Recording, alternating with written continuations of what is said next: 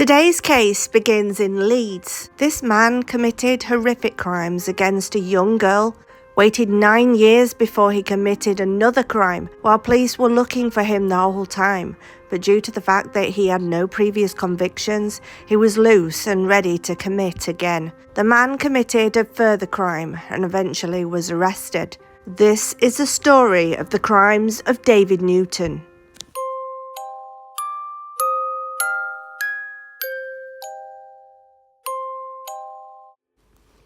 A young girl and her even younger brother had been collecting frogs at Primrose Valley Lake. They lived in Leeds and were looking for frogs for their tiny pond in their back garden. Their mother said the two kids didn't realise that the frogs would just jump off and they wouldn't see them again.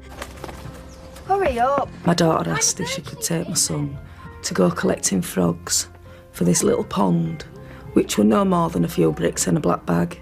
He didn't even realise that once these little tadpoles go into little frogs, they'd hop off anyway. He just wanted these frogs in this little pond. When I was a kid, everybody I know always played on the valley. It's beautiful. It's a lovely place. It's not unusual to see kids playing down there on their own. But they were so enthusiastic and they ran off with their plastic bag in tow. And as they searched the river banks and surrounding ponds, a man started to approach them.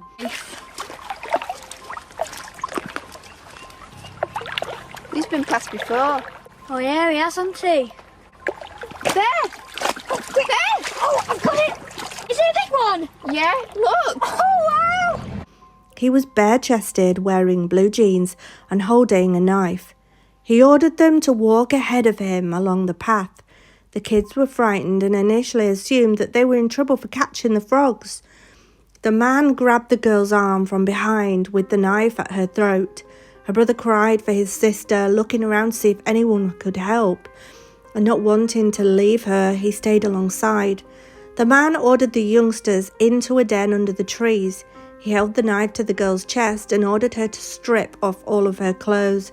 Embarrassed and scared for her life, she did as she was told. The bare-chested man subsequently RAPED'd her.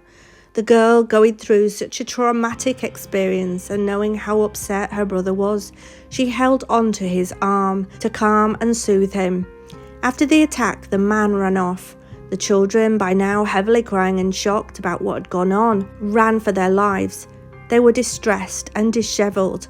The first house they came to that they knew was a friend's house. The friend called their mother, and not fully understanding the consequences of what had actually happened, she ran round to get them. The heartbreak she felt when she realised the enormity of what had actually happened, and how two children just looking for frogs so innocently could turn into this. No little girl of 16 should have to go through what she went through. Nobody's kids should have to go through that. They've destroyed her, and quite frankly, they've destroyed me as well, because I'm numb. I ain't got no feelings whatsoever towards this horrible person. I can't bring myself to call him a man. The police were contacted and a DNA profile was taken during a specialised medical check. At the time, a Crime Watch special was shown across the country, as the perpetrator had still not been found. Rosie! Come on, Rosie! I always take my dog down the area called Primrose Valley, but I tend not to let Tessa off the lead. Have to wait a bit, old girl. Rosie naturally inquisitive, and she went and sniffed him. The man didn't react at all, which surprised me. People always react to a dog to see what it's going to do to them. He was about 5'8", a little shorter than me, and average build. He had a short, mousy coloured hair, and he was aged between 35 and 40. I've not seen him in the area before. Is that one? Nah, just a leaf. He's been past before. Oh yeah, he has, hasn't he? I came down into the valley looking for a burnt out car that had been reported by West Yorkshire Police. I saw two children in the reeds fishing or whatever. I couldn't see the car, so as I was starting to reverse back, I looked up and I saw someone sat on a post. He was just sat looking down on the ponds. I thought it was a bit strange, but there's a lot of people use the valley.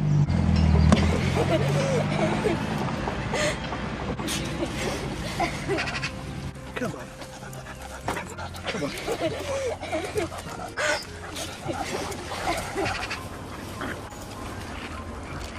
The children were scared to leave their house in case this man came back to get them. Despite having a DNA profile of this perpetrator, he was not on file, and it looked like he had not been caught before for anything. As if that wasn't enough, the legacy of that attack was that the poor girl contracted a sexually transmitted disease, didn't she? How is she and her brother now? Yes, well, as you've seen, it's been a very harrowing experience for them. The disease chlamydia that she contracted, fortunately, was identified quickly, and that's been treated and is now cleared up. However, the mental trauma that they've gone through will take a long, long time We'll stay with them for a long, long time. recover right. from that. Yes, we feel that the offender might have contracted this from either a partner or an ex-partner, and whilst we appreciate it's a very sensitive area, we would appeal to that person, if they recognise who this is, to contact the police, in confidence or otherwise, because we do urge people to ring in. And you have simple ways of eliminating the person if he isn't the one? Yes, the process is quite easy. It doesn't even involve taking a blood sample. We don't even require people to give statements. Have an e-fit of the man. Describe to us what he was like. Yes, he was a white male. He was in his late 30s to early 40s, about 5 feet 9 tall and medium build. The girl describes that he had muscly arms. She saw his bare chest. She doesn't remember any chest hairs or tattoos. Did he have an accent? Was he a local man, do you think? It was very difficult. They described him as speaking with a posh accent, but they thought that might have been put on. But we believe he's a local man. He was seen in the area on 3 consecutive days by witnesses in the afternoon. Now, what about the weapon that he used? The girl describes a blue Stanley knife, very similar to this one here. This is not in fact a Stanley knife, but it's made by several different manufacturers. He was menacing with this, holding the blade to her neck, and which added to the harrowing experience that she had to go through. Absolutely. Now, he was at the site, and he had been there previously, as you said, a couple of days previously. You don't know how he got there, do you? No, there are no sightings of him either entering or leaving the area. The general direction he left was towards Selby Road, but we have no sightings of whether or not he had a vehicle or used public transport, or whether in fact he was on foot. Well, thank you very much indeed, Philip Revel-Johnson. Can you piece those elements together? The officers were in a difficult situation. While they had no one for this crime, it was a matter of time before he struck again. And you know what they say, this type of predator's crimes can escalate with time. Will the next victim walk away from this alive? The Crime Watch reconstruction was released to the BBC to warn people in the Leeds area and to try and help jog people's memories. But then, on the 26th of June 2006, on a sunny day, he struck again in Ilkley in Leeds. This time the victim was a 52-year-old woman walking alone with her dog, a walk she did daily to keep herself fit and walk her beloved pet. As she walked along, she saw the man and it really unnerved her by his appearance. She kind of ran and he ran after her. He caught her. The man had already been on the lookout for women. Although the victims were usually younger, she was the one walking past at the time, and the coast was clear. No one else was around. He already knew this because he'd been sat there watching for a while. He pointed a knife at her and then threw and pinned her to the ground. She was so scared, the woman was shaking with fear. After being thrown to the ground, the man sat across her chest, pinning her to the ground. The woman screamed, hoping somebody would come to her rescue, but there was no one there. And then he pulled this knife and went to slit her throat. The lady reached out and grabbed hold of the blade of the knife and managed to stop him from cutting her throat. He then pulled on the handle as she pulled on the blade. It was like a tug of war. She suddenly got the strength and she had no idea where from. The blade then came out from the handle and the woman tried to defend herself by stabbing the man with this blade that she had in her hand. The man then retaliated by punching her as hard as he could in the head, pound after pound. She screamed and screamed. The man shouted, "You can shut up. There's no one else around. I've looked carefully. It's all clear." The lady looked to the side and down the moor. Oh my God, she thought, there is no one around. And then he put his hands around her neck and started to try and strangle her, as she could feel that she was going to die. But then the man stopped trying to strangle her for some reason and began hitting her again, punching her in the side of the head. She asked him what he wanted and offered him her watch. It wasn't that he wanted. And then she could feel something being placed around her neck. I don't know what it was, but I could feel something going around my neck, she said, and I thought, I'm dying now, because the white clouds came. I couldn't believe why anybody would want to hurt another person in that way, so cold-blooded and calculated. It was as if he was hitting a piece of wood with a hammer. It was about as emotional as that was, the thumping of his fists into the side of my skull, and I don't think I will ever get over that. After the knife snapped, cutting her thumb, she lay on the weapon to conceal it from her attacker. She screamed for help and continued to struggle, poking at his eyes and trying to cut his face with her nails. He punched her and then strangled her with his hands and throttled her with this ligature until she was unconscious, before pulling down her clothing and trying to have sex with her. In the sure belief that she was near death, he dragged her body and dumped it several yards from the scene. When the lady woke after being unconscious, she came around, gathered her clothing and realised she was on her own. But the police had already been called. They'd been alerted by a woman who'd seen the attack but had not been close enough to help. Officers met the victim on her way down the moor. She was bleeding heavily and in a state of shock. She had substantial head injuries and facial injuries, including 2 black eyes and a broken nose. She had swelling and bruising to her head, ligature marks around her neck, and she needed surgery to a broken nose and injured shoulder. Samples were taken from under the woman's fingernails and a DNA profile was obtained. Within 36 hours after the attack, they were able to link the DNA samples to the DNA samples of the victim of the young girl who had been catching frogs. So now they had 2 assaults. But because Mr. Newton had no criminal convictions, not be linked to anything, but still no attacker. Police searched for him. Until his arrest, he was not known to police. Detective Superintendent Chris Thompson of the West Yorkshire Police Homicide and Major Inquiry Team said, "This man had no previous convictions and was not recorded on any of our systems. It was breakthroughs in DNA that established a scientific link to a member of his family, which led to his capture and conviction." 2 years later, this man, Mr. David Newton, was asked to provide a mouth swab. The following day, Mr. Newton, after agreeing to the mouth swab, did not turn up. Police came looking for him, but he'd fled to Cornwall and checked into a bed and breakfast. That couple of days after he'd disappeared, he refused to look at newspapers or eat his meals. On June the 29th, his photo appeared in the national newspapers and he knew his time was coming to an end. He walked out of his room, leaving the door open and the TV news on. Having seen a report that he was wanted and dangerous list, he went to a telephone box and called the police. He was taken to Trafalgar House Police Station in Bradford and arrested. Mr. Newton had worked as a delivery driver. He told police that his marriage had broken down and he had turned to drink.